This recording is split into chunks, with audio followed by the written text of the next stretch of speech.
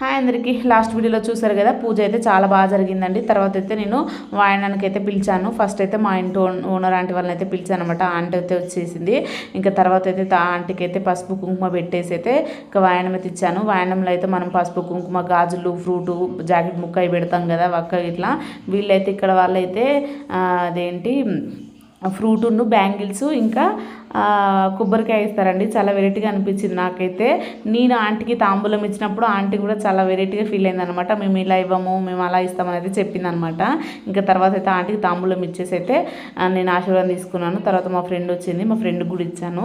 నేనైతే 11 మందికి వాయనం ఇచ్చాను. కాకపోతే అందరూ వచ్చినప్పుడు అయితే వీడియో తీయడానికి కుదరలేదండి. ఒక్కొక్కరు వచ్చారు కదా, ఇంకా ప్రతిసారి వీడియో తీయాలంటే ఇబ్బంది కదా. మా చెల్లె కూడా అటు ఇటు తిరుగుతూ ఉంది, తనకు కూడా తీయడానికి వీలు అవ్వలేదు.